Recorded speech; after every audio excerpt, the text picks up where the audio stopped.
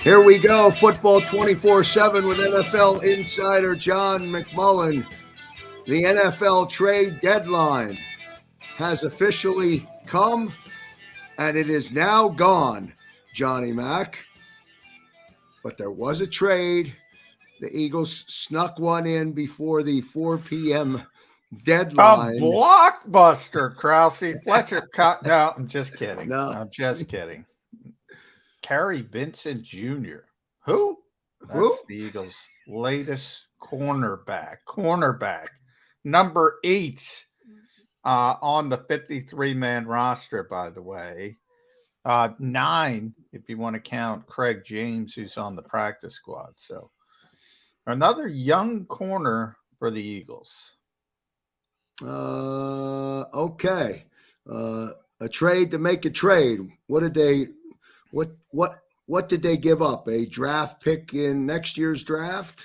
Yeah, 6th-round pick in the 2022 draft. So the Eagles have 2 6th-round picks as we speak right now. One comes from the Bucs through the Jets in the Joe Flacco trade. The other is from Indianapolis. So it's the worst of the 2 6th-round picks. So essentially it's going to be the Colts pick.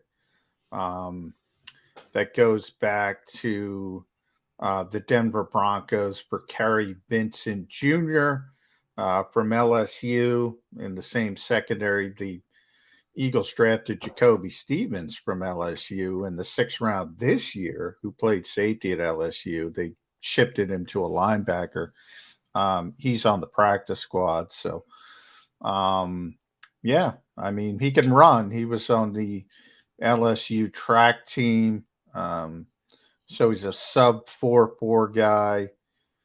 Howie likes to do something at the trade deadline, and this is what he did.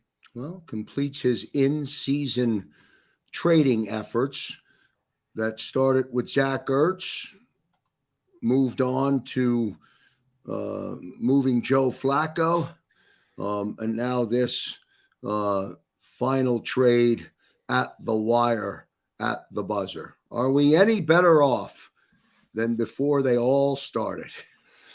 We're always better off with Kary Vincent Jr. No, I kid. I mean, look, if you like a player, yeah, you take a shot at him. People value 6th and 7th round pick. People value draft picks more than they really should. And the Eagles have a lot of young corners now. They picked up Tay Gowan, another young corner who was a 6th-round pick this year in the Zach Ertz trade. So they need to start thinking about the future at that position. Even though Darius Slay's been one of the strengths of the team to this point, Darius Slay has played great. Steve Nelson has played better than expected. Avonte Maddox is having his best season. Slay is really expensive, though. He's getting older. Steve Nelson's a free agent. He's probably not going to be here next year. Avonte Maddox is a free agent. Now, the Eagles want him back. They'll most likely get him back, but he's going to be a lot more expensive moving forward. So you got to start thinking about that depth. And, they have Zach McPherson, who was a 4th-round pick this year, the Eagles' own. Mac McCain they picked up on waivers from Denver, and now you have the 2 recent pickups. So a lot of young corners, and I always call it, the more darts you have to throw at the dartboard, maybe one of them hits the bullseye. And Johnny, was there any chance that a deal was going to be made today for Fletcher Cox or Andre Dillard? I know we've had some conversation here on Football 24/7, not so much about how serious or opportunistic somebody was going to be to try and grab Fletcher, but Dillard we thought was a possibility for conversation. What do you know? Was there any real dialogue about either player? Yeah, there was real dialogue about both. I think it was more likely, surprisingly to me, that the Eagles were I don't want to say trying to move Fletcher Cox, but they were very, very open to it. And that surprised me more of the fact that the Eagles would incur a big dead money charge if they move Fletcher Cox because of what they've done with his contract over the years. And they've already been through the big dead money hit with Carson Wentz. I didn't think they would do that, but it looks like they were willing to take that medicine. If some team offered up similar to what Denver got for Von Miller. The problem there is if you look at the Von Miller deal, Denver got that deal done because they were willing to kick in most of the money of Von Miller's remaining salary. And they essentially bought a second round pick and a third round pick. The Eagles wanted to get rid of Fletcher Cox, but, you know, they paid almost his entire salary this year in a contract tweak a few weeks ago when they restructured his deal. They would have had to take on $25 million in dead cap space. They were willing to do it, but only if they could get a real premium deal. And nobody was interested in going down that road. Probably Las Vegas was the most notable and wanted Fletcher, but it was just not going to happen. And for Andre Dillard, Eagles didn't want to really give him up after he came in and played pretty well when he was forced into it. Remember, they have some uncertainty from Lane Johnson's standpoint. And, you know, when Andre was thrown into the deep end of the pool due to the injury to Jordan Mailata first, and then it became Lane Johnson's anxiety and depression issues, played pretty well. And unless the Eagles were getting a day 2 pick, they weren't even going to consider moving Andre Dillard. You know, I guess it really doesn't matter if Fletcher is happy or not right now, because he's a Philadelphia Eagle. You know, I said to Xander, when the network coverage started from Ford Field on Sunday, there was a tight shot of the sideline. Sirianni was walking around getting players pumped up for the game, and he comes around into that second layer, and boom, Fletcher's standing right there, and no hi-fi, no nothing, boom, look, and then peel around Fletcher. Now, I'm not saying there was anything there. I just kind of wonder now if it really matters. Perhaps it really doesn't. I just don't know. I don't know why Fletcher's numbers are what they are. But I may never know. We may never know the real story. Well, we do know that Fletcher's not particularly happy with the scheme that Jonathan Gannon is running. He was very happy with the scheme that Jim Schwartz ran for 5 years. That's basically all it comes down to. It's a veteran player who has had a lot of success in a previous scheme. It happens all the time in this league. You have a new coaching staff come in, veteran player, again, who's won a Super Bowl. I think Fletcher's had 5. He was 5 for 5 in Pro Bowl berths over that Doug Peterson, Jim Schwartz span. Was all pro 2 or 3 times over that span. A lot of success. 3 playoff appearances. So you start to think to yourself, well, I've done it. I played at a high level, so why don't you play me the way I played before? It's almost natural. And that's why you make coaching changes. When you make coaching changes, I think people don't realize it means a lot more than just replacing that piece and saying, oh, we're going to replace the coaching staff, and that's not going to affect the players, the veteran players from the previous regime, the ones who had success. That's why a lot of times you got to move on. You got to turn the page from those veteran players because they're not going to buy into the new system because they had success in the old system. I think that's where we are with Fletcher Cox. It's probably going to move on, but now it's just probably going to be in the off season. Football 24/7 with NFL insider John McMullen here on the JAKIB Media YouTube channel, all presented by Stateside Vodka. Johnny Mac, coordinator day today. Did conversation from the coordinators? Yeah, it was coordinator day, and obviously it's coming off a big win.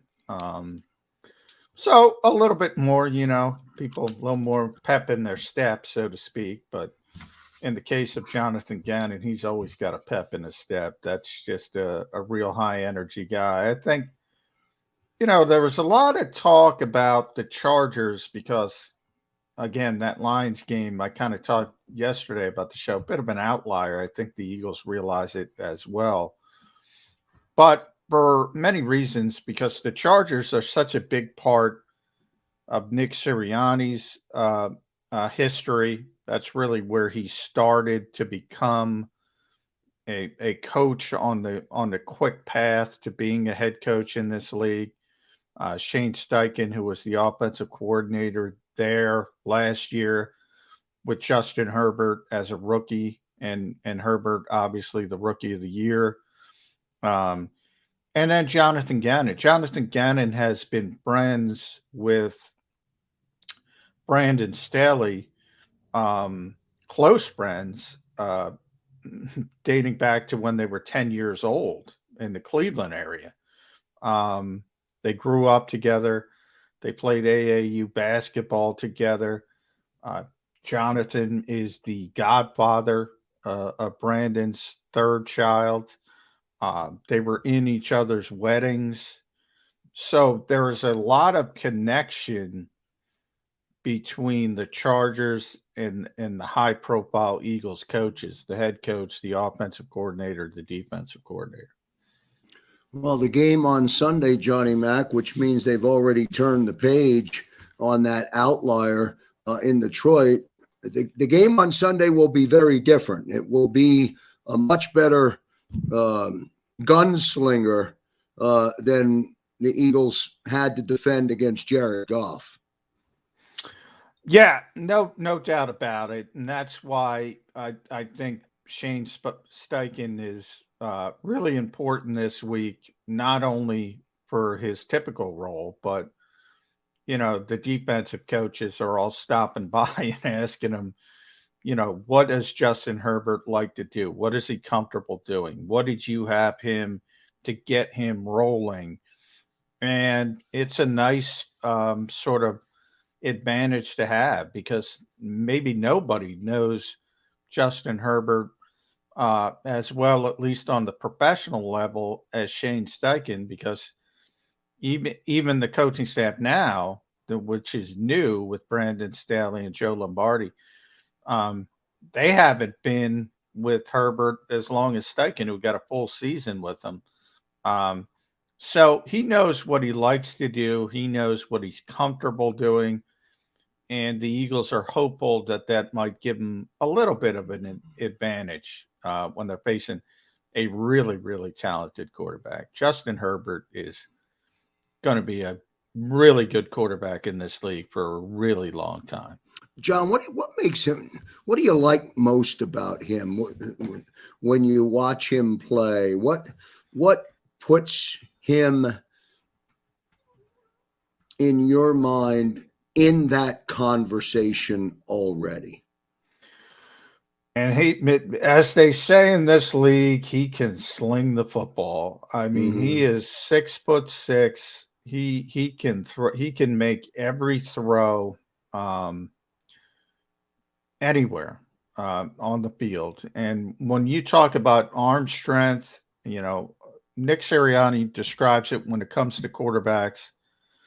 He looks for four things. He looks for accuracy, number one. decision making, number 2, and then comes off schedule offense and also arm strength. Justin Herbert's got all 4 at a high level.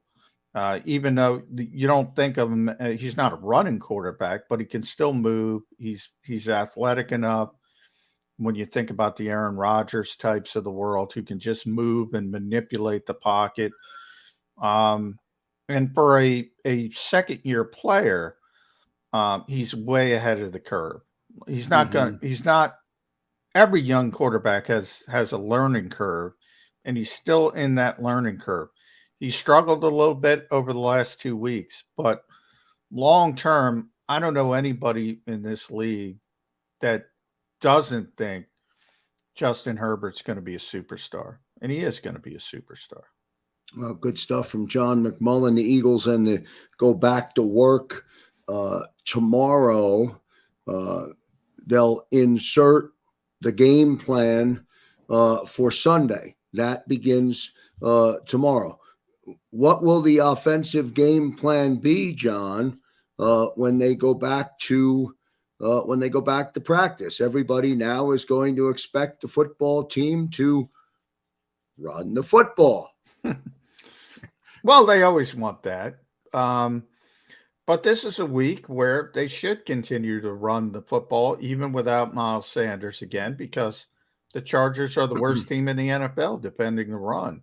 Now, the problem is when you talk about 45-16, which is what it was in Detroit, that's not going to happen because you don't have the other part of the equation.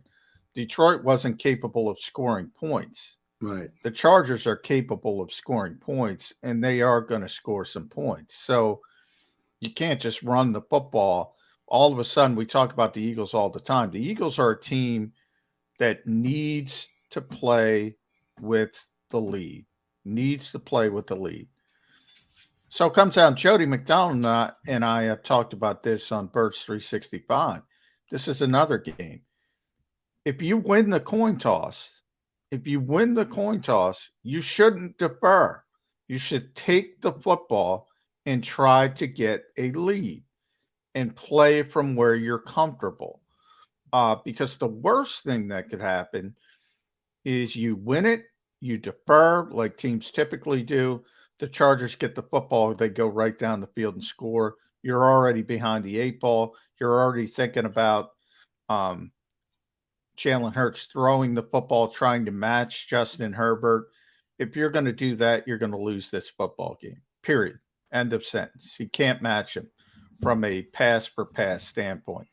Unfortunately, when Nick Sirianni gets behind, he has not shown the discipline to stick with the running game. So if you're behind 7-0, you don't have to give up on the running game. It's when you get behind by 2 scores. Now, he hasn't shown the discipline to do it with 1 score, never mind 2 scores. So I think the key is the Eagles need to get an early lead. They have to play with the lead, and then they could use that running game.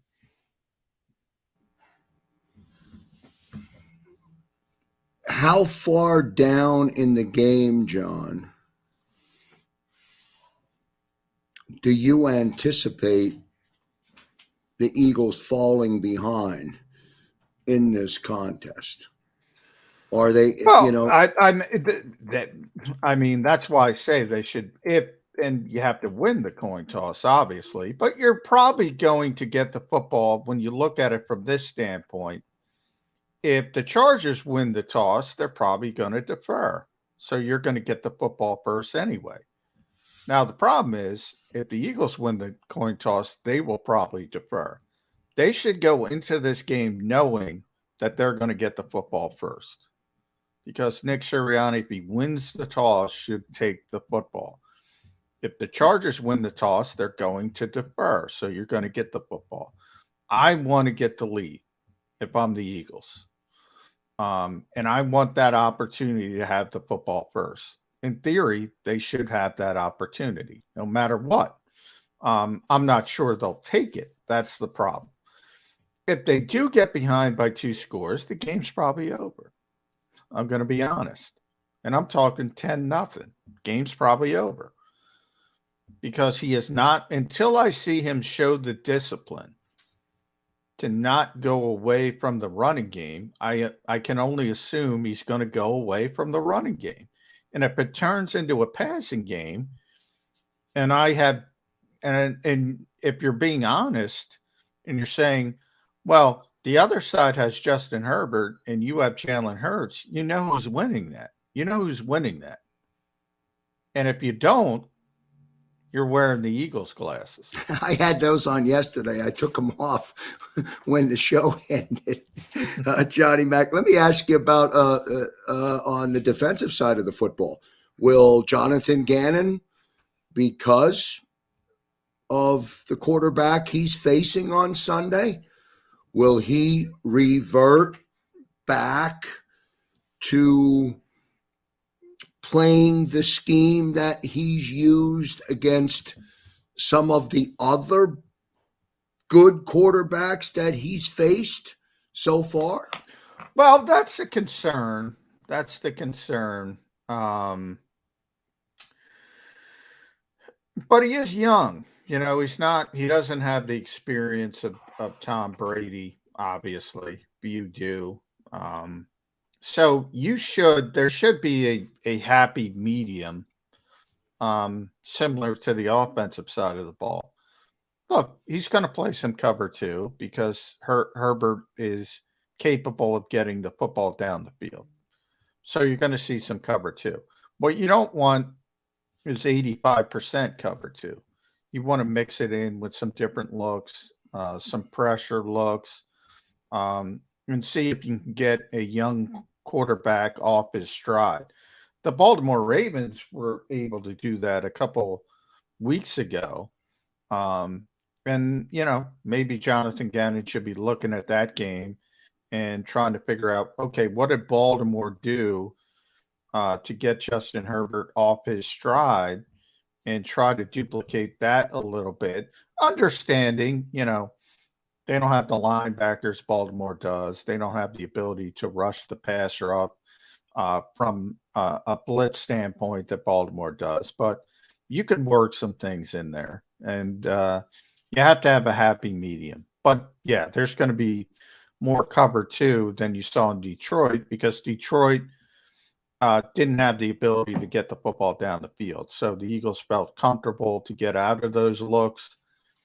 You can't feel comfortable to get out of those looks against the Chargers. John, was the change in the scheme for the Detroit game a preconceived change going into the game, meaning the preconceived scheme going into this game is going to be X. It's not going to be Y, which we had a week ago, if that makes sense. No, yeah, it was preconceived. They knew, look, Detroit had 2 players basically offensively, TJ Hawkinson, the tight end, and DeAndre Swift, the running back.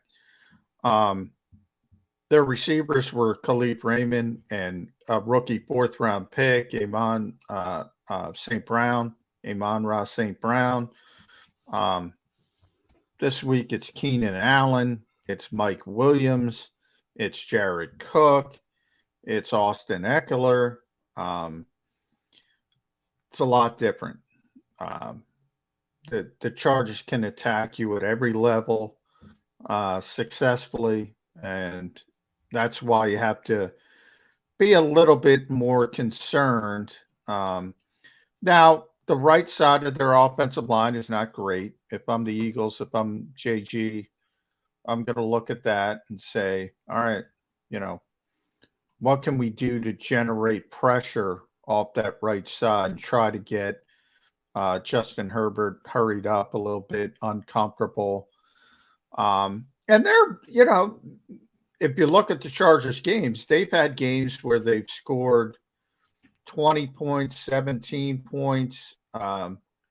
And that Baltimore game was the low water mark. They got beat 34-6. So teams have stopped them.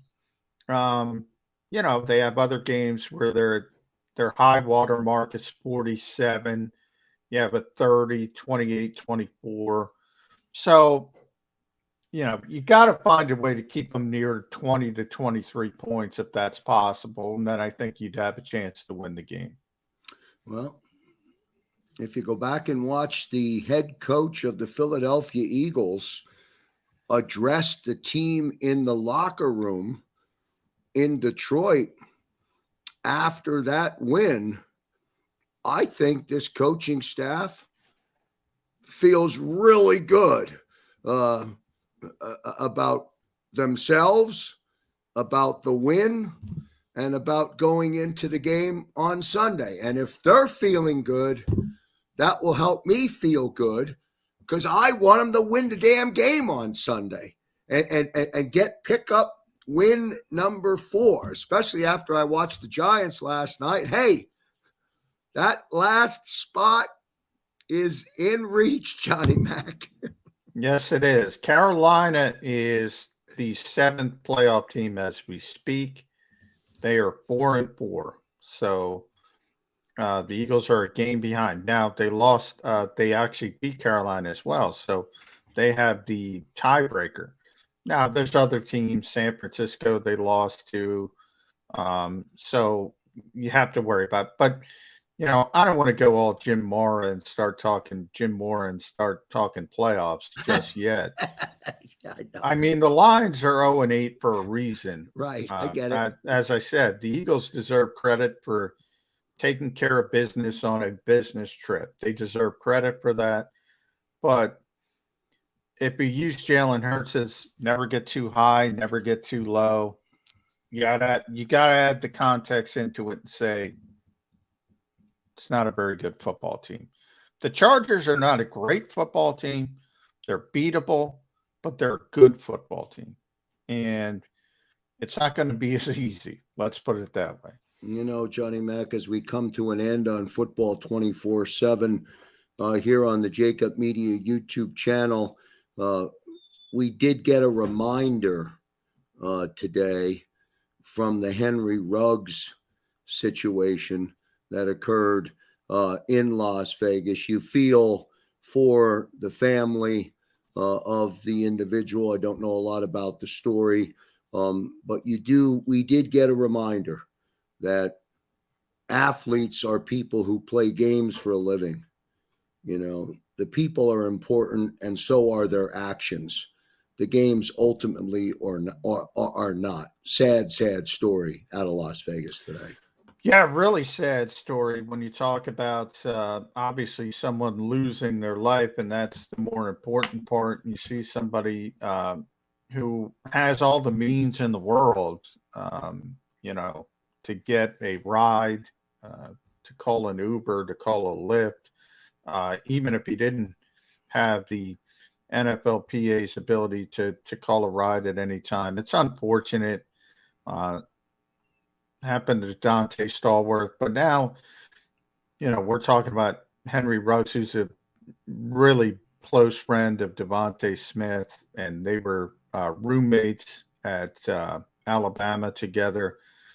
You probably saw how excited they were to see each other. Some of the video of that before the game when the Eagles visited the Raiders. It's just a sad situation all around, but you have to think of the victim first, and it's not about football anymore for Henry Ruggs. Yeah, he's in some serious trouble, obviously. Yep, no doubt about that. Football 24/7 with NFL insider John McMullen. Back tomorrow with Krause, who takes over the head controls of Birds 365. Is that what we're doing? John, we're going rocket fire with the great talent that makes up the JAKIB Media Network. Krause will be in the chair. We'll kick off Birds 365 tomorrow with you. Derek Gunn will join. Mark Farzetta will join. Barrett Brooks will join. Wow. Maybe another special guest or two. It's an all-star cast. That's better. Nobody's going to want to see me, Krause. I'll do my best to uphold the standards of Jody Mack and Johnny Mack. And I'll do that by continuing to realize that I'll let the football experts tell me about football. Great stuff. Johnny Mack, thanks so much for joining us here on Football 24/7. Don't forget to like, share, and subscribe. We're all presented by Stateside Vodka. Talk to you tomorrow, Johnny Mack. Great stuff today, brother. All right. Thanks, Krause. All right, good stuff.